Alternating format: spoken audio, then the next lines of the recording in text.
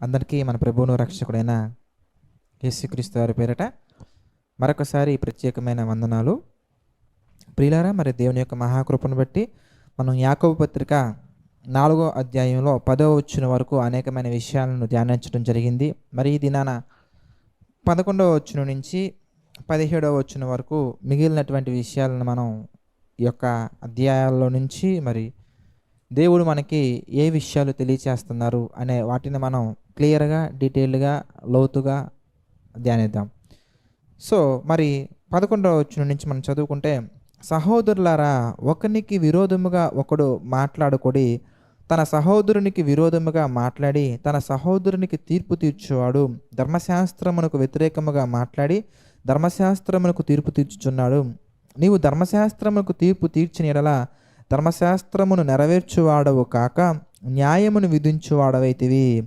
ఒక్కడే ధర్మశాస్త్రమును నియమించి న్యాయము విధించువాడు. ఆయన రక్షించుటకును నశింపచేయుటకును శక్తిమంతుడై ఉన్నాడు. పరునికి తీర్పు తీర్చుటకు నీవెవడవు. ప్రియులారా, మరి ఈ 2 వచనాల నుంచి అనేకమైన విషయాలను మనం క్లారిఫై చేసుకున్న తర్వాత మనం నెక్స్ట్ వచనాలను మనం ప్రభు కృపను బట్టి మనం ధ్యానం చేద్దాం.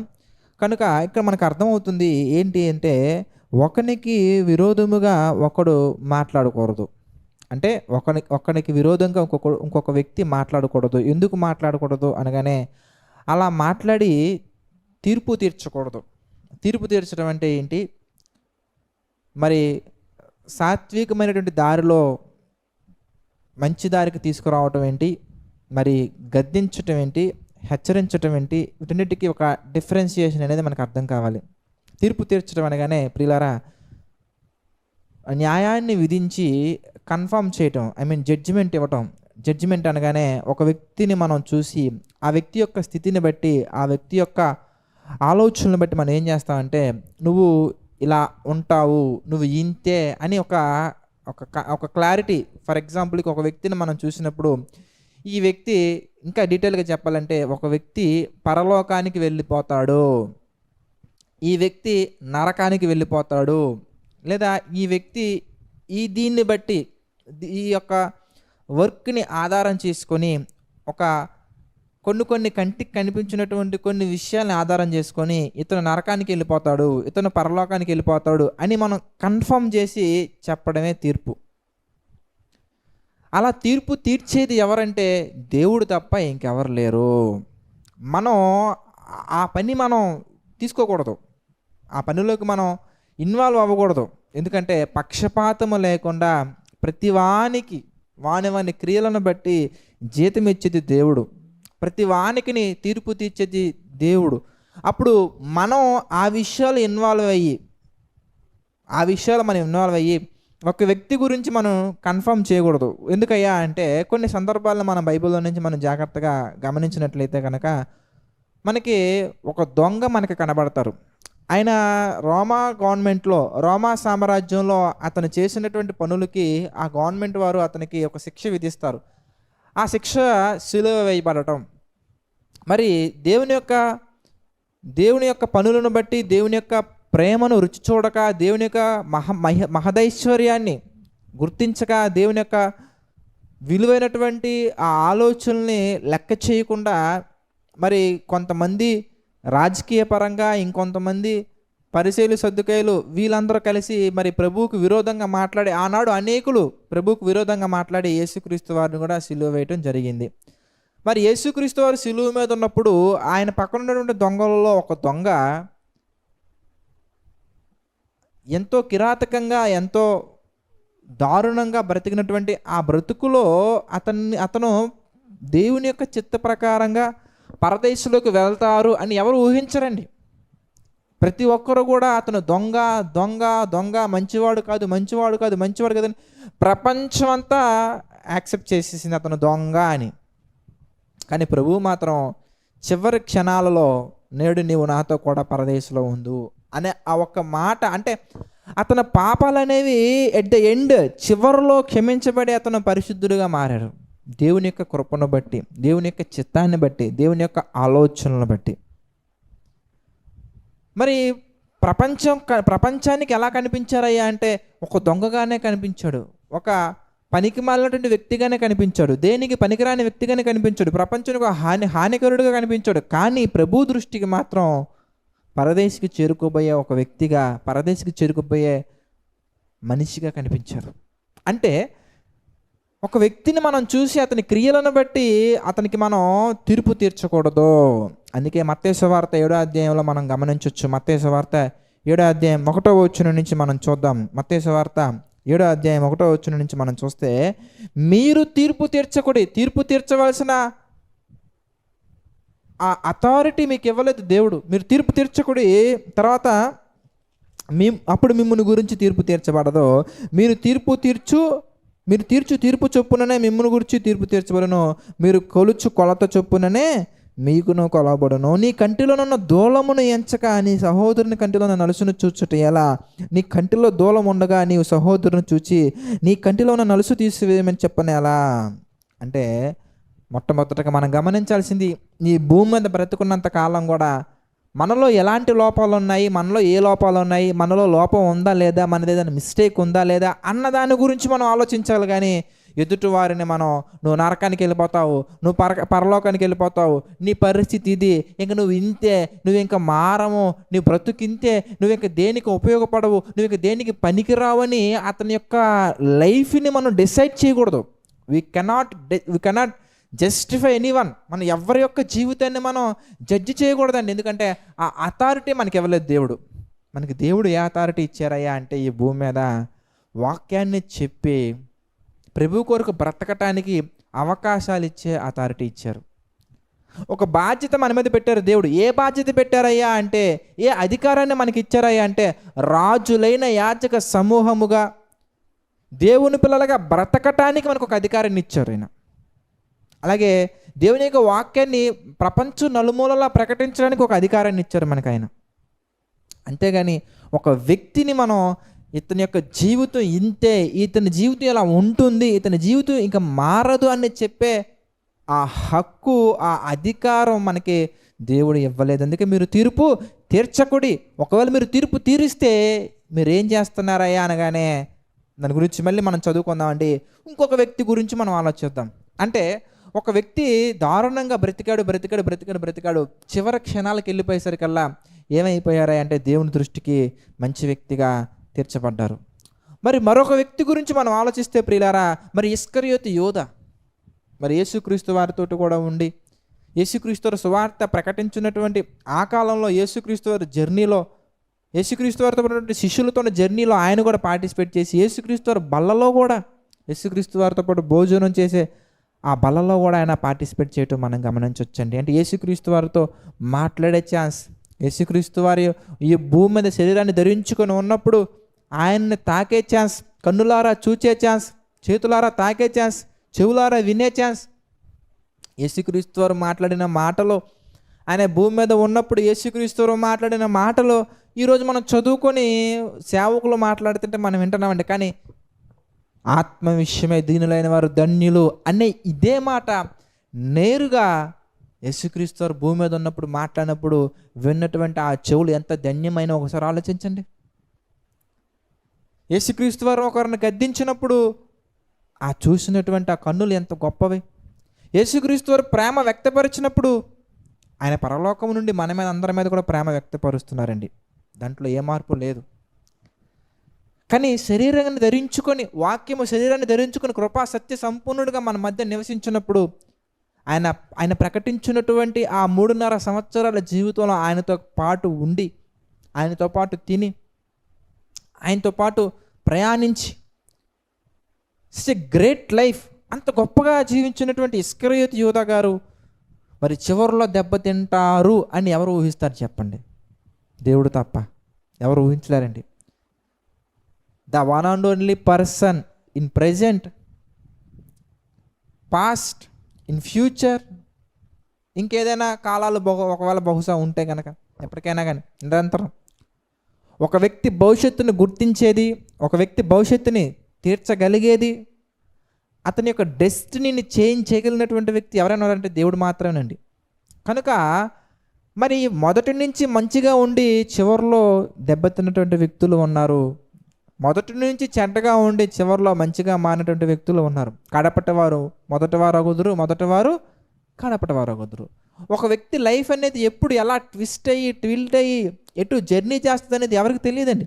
అలాంటప్పుడు మనం ఒక వ్యక్తిని చూసి వీడు ఇంతేరా, వీడు బ్రతుకింతేరా అని చెప్పకూడదు.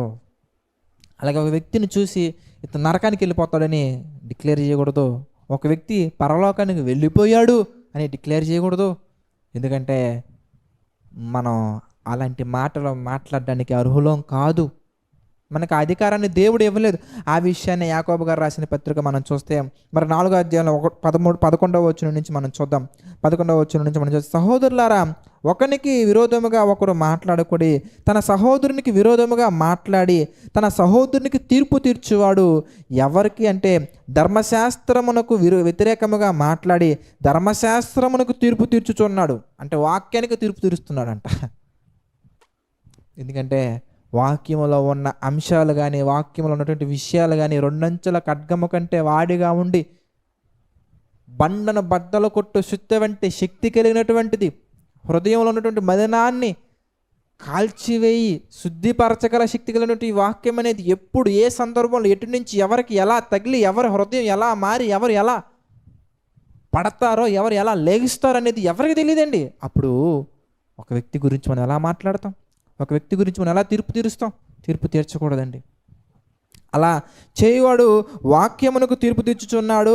నీవు ధర్మశాస్త్రమునకు తీర్పు తీర్చిన ధర్మశాస్త్రం నెరవేర్చువాడు కాక న్యాయము విధించువాడవైతివి. న్యాయము విధించువారము మనము కాదు, న్యాయము విధించు వ్యక్తి ఒక్కరే. కనుక ఒక్కడే ధర్మశాస్త్రము నియమించి న్యాయము విధించువాడు. ఆయన రక్షించుటకును నశింపచేయుటకును శక్తి గలవాడై శక్తిమంతుడై ఉన్నాడు. పరునికి తీర్పు తీర్చుటకు నీవెవడవు? Who are you? మనకే ఆ అధికారం లేదండి. కనుక అయితే ఈ సందర్భం ఇక్కడ ఎందుకు వచ్చింది అనేది ఒక బ్యూటిఫుల్ క్వశ్చన్. ఇక్కడ ఎందుకు వచ్చింది? ఎందుకంటే 4వ అధ్యాయం మొదటి నుంచి మనం చదువుకుంటూ వస్తే మరి యుద్ధాలు పోరాటాలు ఎందుకు సాగుతున్నాయి, మన జీవితంలో వచ్చే మన హృదయంలో ఉన్నటువంటి దురాశలను బట్టే కదా. ఈ సబ్జెక్ట్ అంతా మనం మాట్లాడుకుంటూ వచ్చాం కనుక మరి సడన్గా 11వ వచనం నుంచి ఇది ఇక్కడే ఇది ఎందుకు వచ్చింది అనేది మనం మళ్ళీ చూద్దామండి. మళ్ళీ దేవుని కృపను బట్టి మనం డిస్కస్ చేద్దాం. 13వ వచనం నుంచి ఇంకొన్ని విషయాలు మనం చూద్దాం. మరి 13వ వచనం నుంచి కొన్ని విషయాలు మనం చూస్తే, నేడైనను 13 నుంచి 17 వరకు మనం చూద్దాం. నేడైనను రేపైనను ఒకానొక పట్టణమునకు వెళ్ళి అక్కడ 1 సంవత్సరం ఉండి వ్యాపారము చేసి లాభము సంపాదించము రండిని చెప్పుకొని వారులారా, రేపేమి సంభవించునో మీకు తెలీదు. మీ జీవం ఏ పాటిది? మీరు కొంతసేపు కనబడే అంతలో మాయమైపో ఆవిరి వంటి వారే. కనుక ప్రభు చిత్తమైతే మనము బ్రతికి ఉండి ఇది అది చేతమని చెప్పుకొని వెళ్ళను. ఇప్పుడైతే మీరు మీ డంబముల యందు అతిశయపడుచున్నారు. ఇట్టి అతిశయమంతయు చెడ్డది. కనుక ఇక్కడ వరకు మనం చూసి 17వ వచనం తర్వాత చూద్దామండి. అంటే ఈరోజు చూద్దాం. నేడైనను రేపైనను ఒకానొక పట్టణమునకు వెళ్ళి అక్కడ 1 సంవత్సరం ఉండి వ్యాపారం చేసి లాభము సంపాదించమని చెప్పుకొని వారలారా. అంటే ఇక్కడికి ఎందుకు వచ్చింది అనగానే మళ్ళీ మనం చూస్తే ప్రియులారా, మనకి 2వ అధ్యాయంలో కొన్ని విషయాలు మనకు కనబడుతున్నాయి. ఏంటి ఆ విషయాలు? ఎందుకే క్రియలు లేనప్పుడు 2వ అధ్యాయం 14వ వచనం మనం చూస్తే, నా సహోదరులారా, క్రియలు లేనప్పుడు ఎవడైనను తనకు విశ్వాసము కలదని చెప్పినలా ఏమి ప్రయోజనము? అలాగే 2వ అధ్యాయంలో మనం చూస్తే ప్రియులారా, విశ్వాసము విషయంలో భేదాలు చూపించి అంటే క్రియలు లేకుండా విశ్వాసము కలవారమని చెప్పుకున్న వారు కొంతమంది ఉన్నారు. అంటే వాళ్ళ గురించి మనకు కనబడుతుంది. అంటే దీనన్నిటిని బట్టి మనకేం అర్థమవుతుందంటే, ఇక్కడ సందర్భాన్ని బట్టి మనం ఆలోచించినట్లయితే కనుక ఈ పత్రికలో ఎవరికైతే రాయబడుతున్నారో వాళ్ళల్లో ఒక మేజర్ డిఫరెన్షియేషన్ అనేది మనకు కనబడుతుంది. ఏంటి అది అంటే, ధనవంతుల పట్ల ఒకలాగా, పేదల పట్ల ఒకలాగా, అలాగే ఒక రకమైనటువంటి వ్యత్యాసాన్ని వీరందరూ చూపిస్తున్నట్టుగా మనకు కనబడుతుంది. 1వ అధ్యాయంలో వచ్చిన సందర్భాలను బట్టి కానీ, 2వ అధ్యాయంలో మనకు కనబడుతున్న సందర్భాలను బట్టి కానీ, 3వ అధ్యాయంలో మనకు కనబడుతున్న సందర్భాలను బట్టి మనకి ఏమర్థమవుతుందంటే, విశ్వాసము కలిగినటువంటి వారు ఎలా మారిపోతున్నారా అంటే, ధనాన్ని ప్రేమించి దేవుణ్ణి విడిచిపెట్టి, ధనాన్ని ప్రేమించి, ధనాన్ని స్నేహించి, ధనమే గొప్పగా బ్రతుకుతున్నటువంటి వారు చాలామంది ఉన్నారు.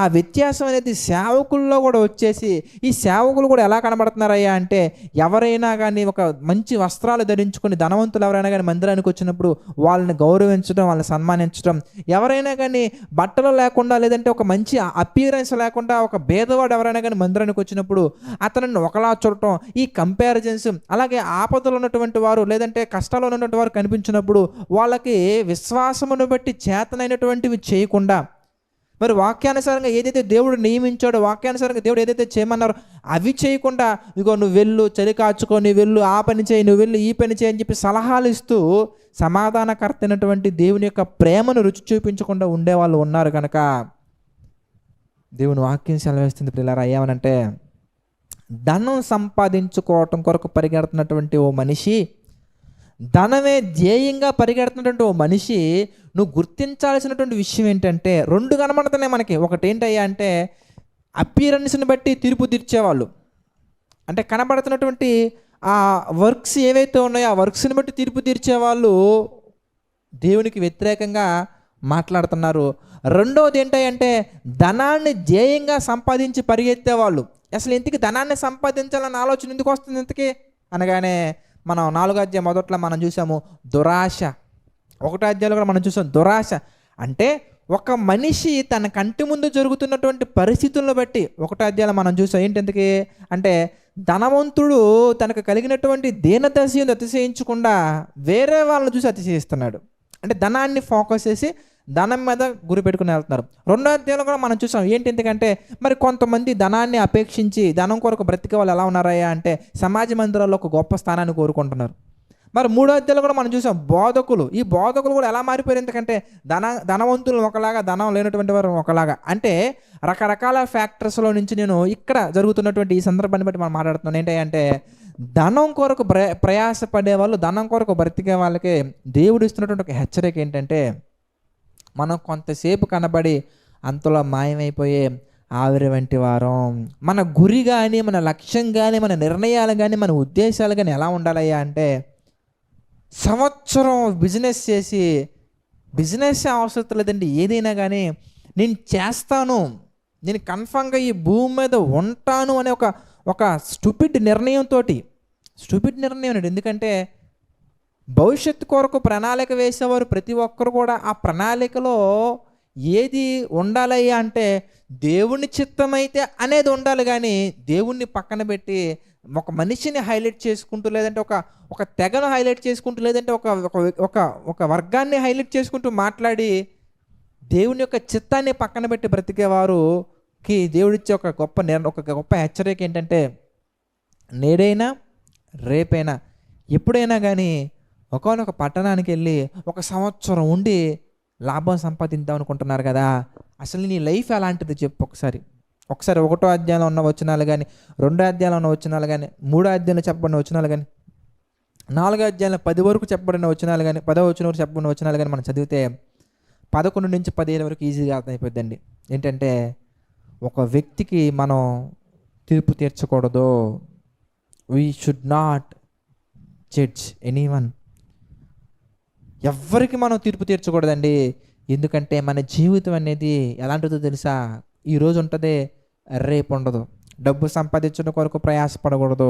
ఎదుటి వారి యొక్క లైఫ్ని మనం ఒక కన్ఫర్మ్ చేయకూడదు. ఇతను ఎలా అంటాడు, ఈ అమ్మాయి ఎలాంటిది, అతను అలా అంటాడు, ఆ అమ్మాయి ఎలాంటిది అని మనం ఎప్పుడు కూడా మనం కన్ఫర్మ్ చేయకూడదు.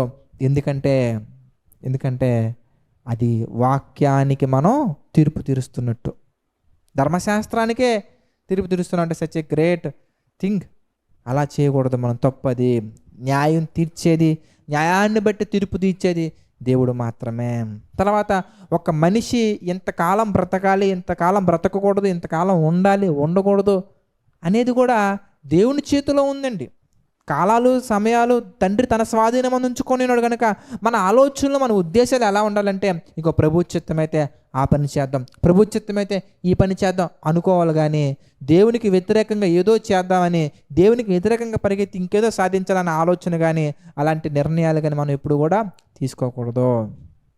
అయితే ఇక్కడ ఒక సర్ప్రైజింగ్గా చాలామంది ఆశ్చర్యపడే విధంగా ఒక విషయం మనకు కనబడుతుంటుందండి. అదేంటంటే 17వ వచనం ప్రియులారా, 4వ అధ్యాయం 17వ వచనం మనం చూస్తే, కాబట్టి మేలైనది చేయనెరిగి అలాగూ చేయని వానికి పాపము కలుగును. అంటే జనరల్‌గా చాలామంది ఎలా ఆలోచిస్తుంటారంటే, అవునా! నాకు ఈ విషయం తెలీదండి. నేను అలా ఉండాలని నాకు తెలీదండి అని చెప్పేసి మాట్లాడుతుంటారండి. మనం బాగా ఆలోచిస్తే ప్రియులారా, దేవుని యొక్క వాక్యం అనేది ఒక మనిషికి అనేక రకాలుగా, అనేక విధాలుగా దేవుడు తెలియజేస్తూనే ఉంటారు. మీకు బాగా అర్థమయ్యేలా చెప్పాలంటే, ప్రభువులోకి రాకముందు కూడా మనకి వ్యభిచారం చేయడం తప్పని తెలుసు. ఎలా? మీరు బాగా ఆలోచించాలి. ఆదికాండం అనే ఒక విషయం ఉంది, లేదంటే నిర్గమాకాండం అనే ఒక పుస్తకం ఉంది, లేదంటే బైబిల్‌లో 66 పుస్తకాలు ఉంటాయి అనే విషయమే అసలు బైబిల్ గురించి కనీస అవగాహన లేనటువంటి కాలంలో కూడా వ్యభిచారం చేయడం తప్పు అనే విషయం చాలామందికి తెలుసు. అంటే క్రీస్తు యొక్క పాదాల దగ్గరికి రాకముందే కూడా తెలుసు. ఎలా తెలుసు అంటే దాని అర్థం ఏంటో తెలుసా? దేవుడు వచనాలు చూపించట్లేదులే కానీ వాక్య భావాన్ని ప్రతి ఒక్కరి దగ్గరికి తీసుకెళ్తున్నారు. నీకు చదవటం వచ్చినా, చదవటం రాకపోయినా, నీకు బైబిల్ సబ్జెక్టు నువ్వు థియరీ నువ్వు నేర్చుకున్నా, నేర్చుకోకపోయినా, లోతుగా నువ్వు పరిశీలించినా, పరిశీలించకపోయినా, దేవుడు ఏది మేలైనది, ఏది కీడైనది, ఏది యోగ్యమైనది కాదు అనే విషయాన్ని ఈ భూమి మీదకి ప్రవేశించే ప్రతి మనిషి దగ్గరికి దేవుడు తీసుకెళ్తున్నారు. అనేక రకాలుగా గుర్తించకపోవటం మనలో లోపం కానీ ప్రభువులో లోపం కాదు. అనేక రకాలుగా సృష్టి ద్వారా తెలియజేస్తున్నారు, సేవకుల ద్వారా తెలియజేస్తున్నారు, పాంప్లెట్స్ ద్వారా తెలియజేస్తున్నారు, తర్వాత అనేక రకాల సువార్త సభల ద్వారా తెలియజేస్తున్నారు, బైబిల్ స్టడీ ద్వారా ఎన్నో రకాలుగా దేవుడు ఒక మనిషికి తన యొక్క ప్రేమను తెలియపరచడానికి ఇది నిజం కానిది, ఇది అబద్ధం కానిది అనే ప్రతి విషయాన్ని తెలియచేయడానికి దేవుడు ఏం చేస్తున్నారయ్యా అంటే అనేక రకాలుగా మేలైనటువంటి విషయాలను వారి దృష్టికి తీసుకెళ్ళి ఒక స్వాతంత్రాన్ని ప్రతి వ్యక్తికి దేవుడు ఇస్తున్నారు. ప్రభువు నమ్ముకున్నా, ప్రభువు నమ్ముకోకపోయినా. ఎందుకంటే నమ్ముకున్న వాళ్ళు దేవుని పిల్లలే, నమ్ముకొని వాళ్ళు కూడా దేవుని పిల్లలే. కాకపోతే వాళ్ళు దురాశలు నెరవేర్చి అపవాది పిల్లలుగా మారిపోయారు. ఆ దురాశలు విడిచిపెట్టి మరలా దేవుని పిల్లలుగా మారటానికి దేవుడు అనేక రకాల అవకాశాలు ఇస్తూనే ఉన్నాడు. చాలామంది అంటూ ఉంటారండి, బ్రదర్ చాలామందికి మరి సువార్త తెలియట్లేదు బ్రదర్, వాళ్ళందరూ చచ్చిపోతే ఎక్కడికి వెళ్తారు బ్రదర్ అంటూ ఉంటారు. అలాంటి ఛాన్సే లేదండి. ప్రతి ఒక్కరికి దేవుడు తన యొక్క ప్రేమను వ్యక్తపరచడానికి అనేక రకాలుగా అనేక మందిని ప్రాంతాన్ని బట్టి, పరిస్థితులను బట్టి ప్రతి చోట తన ప్రేమను వ్యక్తపరచడానికి ఏదో ఒకటి దేవుడు చేస్తూనే ఉంటారు కూడా. కనుక ప్రియులారా, ఇక్కడ మనం అర్థం చేసుకోవాల్సింది ఇదిగో ఈ రెఫరెన్స్ నాకు తెలియదు కాబట్టి నేను అది చేసింది తప్పు కాదు అనుకోవచ్చు. రెఫరెన్స్ తెలిసినా తెలియకపోయినా, ఈ రెఫరెన్స్ నీకు తెలిసినా తెలియకపోయినా, ఆ రెఫరెన్స్లో ఉన్న భావం నీకు దేవుడు తెలియచేశారా లేదా అది నువ్వు ఆలోచించాలి. అది ఏ కోణంలోనైనా కావచ్చు. వాట్సాప్ స్టేటస్ ద్వారా కానీ, ఫేస్బుక్ రీల్స్ ద్వారా కానీ, ఇన్స్టాగ్రామ్ రీల్స్ ద్వారా కానీ, యూట్యూబ్ ద్వారా కానీ, లేదంటే బైబిల్ స్టడీ ద్వారా కానీ, ఏదో ఒక విధంగా దేవుడు ఒక విషయాన్ని నీకు చెప్పి ఆ విషయంలో ఉన్నటువంటి రెఫరెన్స్ ఇదిగో మత్తయి సువార్తలో ఉంది చూడు అని చెప్పాల్సిన అవసరంలా. ఎందుకంటే పాపం అనగానే మనకు తెలిసింది ఏంటయ్యా అంటే యోహాను గారు రాసిన మొదటి పత్రిక 3:4 ప్రకారంగా ఆజ్ఞ అతిక్రమమే పాపం. అంటే దాని అర్థం ఏంటి? అది ఆజ్ఞ అనే విషయం నాకు తెలియదు బ్రదర్, అందుకే నేను పాపం చేశాను బ్రదర్ అని చెప్పడానికి నువ్వు తప్పించుకోవడానికి వీలు లేదు. ఎందుకంటే చెప్పిస్తారు. కనుక నాకు తెలుసు, నాకు తెలీదు అని తప్పించుకోవడం వరకు చూడకండి. పాపం అనగానే ఆజ్ఞ అతిక్రమం మాత్రమే కాదు, మేలైనది ఇది అని తెలిసి కూడా ఆ మేలైనది చేయకపోవటం అనేది కూడా పాపమే. కనుక మేలైనది చేయని ఎరిగియు అలాగూ చేయని వానికి పాపము కలుగును. కనుక ఈ 11వ వచనం నుంచి 17వ వచనం వరకు మనం ఆలోచిస్తానండి. ఇదంతా కూడా ఏంటంటే మనం మరి 2వ అధ్యాయం స్టార్టింగ్ నుంచి కనెక్షన్స్ అనేవి 11వ వచనం నుంచి 17వ వచనం వరకు మనకు అర్థమైపోద్దండి. ఓవరాల్గా ప్రారంభం నుంచి అనేకమైన విషయాలు చెప్తూ దేవుడు మరి యాకోబు గారి ద్వారా ఇక్కడ 4వ అధ్యాయం 11వ వచనంలో కన్క్లూజన్ స్టేట్మెంట్స్కి ఇవన్నీ మనకి చెప్పించడం జరుగుతుంది. కనుక దయచేసి జ్ఞాపకం ఉంచుకోండి. మరి యాకోబు పత్రిక 1వ అధ్యాయం 1వ వచనం నుంచి 4వ అధ్యాయం 17వ వచనం వరకు చాలా డీటెయిల్గా చదవండి. మరి ఇంకా మహా అయితే ఇంకొక 4 రోజుల్లో లేదంటే ఒక్కొక్క 3 డేస్లో మనం 5th చాప్టర్ కూడా మనం కంప్లీట్ చేసేద్దాం. సో అనేకమైన విషయాలు మీరు తెలుసుకుంటున్నారు కనుక ఈ యొక్క పరిచర్య గురించి ప్రార్థించండి. అనేక మందికి ఈ పరిచర్యను మీరు తెలియపరచండి. మరి ప్రభు చిత్తమైతే ఇంకా ఎన్నో కార్యక్రమాలు మనం చూద్దాం, ప్రార్థన చేసుకుందాం. ప్రతి ఒక్కరు తలలో వంచండి, ప్రార్థనలు ఏకీభవించండి. ప్రార్థన. దయగల తండ్రి, ప్రేమగల దేవ, అనేకమైన విషయాలు మాకు తెలియజేస్తూ మీ చిత్త ప్రకారం నడిపిస్తున్నందుకు కృతజ్ఞతాస్తుతులు చెల్లించుకుంటున్నాం తండ్రి. మమ్మల్ని దీవించండి, ప్రేమించిన తండ్రి. ప్రభువా, మరి ఆర్థిక, ఆరోగ్య, మానసిక సమస్యల్లో కృంగిన ప్రతి ఒక్కరిని మీరు జ్ఞాపకం చేసుకోండి. ప్రతి ఒక్కరికి మీ కృప తోడుగా ఉంచి నడిపించండి, సహాయించండి తండ్రి. ఏదేమైనా తండ్రి, మీ ఆలోచన ప్రకారంగా మా తండ్రి ప్రతి ఒక్కరు నడుచుకున్నట్లుగా ప్రతి ఒక్కరికి తండ్రి మీ కృప తోడుగా ఉంచి నడిపించండి తండ్రి. కృంగిన ప్రతి ఒక్కరి హృదయాన్ని మా తండ్రి లేవనెత్తండి, బలపరచండి, స్థిరపరచండి తండ్రి. మీ చిత్తమైతే ఇంకా ఎన్నో కార్యక్రమాలు ప్రభువా ఈ జేసీ చర్చ్ ద్వారా జరగడానికి సహాయం చేయండి తండ్రి. ప్రతి ఒక్కరి పట్ల మీ ప్రేమను చూపించడానికి మాకు సహాయం చేయండి తండ్రి. తండ్రి, ఈ యొక్క పరిచర్యకు ప్రభువా ఆర్థికంగా సహకారులకు నిలబడుతున్న వారిని జ్ఞాపకం చేసుకోండి, దీవించండి, ఆశీర్వదించండి తండ్రి. ప్రార్థన ద్వారా కూడా మా ప్రభువా సహకారులకు నిలబడుతున్నటువంటి వారిని జ్ఞాపకం చేసుకోండి, దీవించండి, ఆశీర్వదించండి తండ్రి. సమస్త మహిమ, ఘనత, ప్రభావాలు మీకే చెల్లించుకుంటూ ప్రతి ఒక్కటి తండ్రి మీ యొక్క చిత్త ప్రకారం మేము అందరం చేయటకు మాకు సహాయం చేయమని కోరుకుంటూ వేడుకుంటూ మా ప్రభువును రక్షకుడైన యేసుక్రీస్తు వారి పేరిట ఈ ప్రార్థన అడిగి వేడుకొనుచున్నాము తండ్రి. ఆమెన్. అందరికీ వందనాలండి. God bless you all.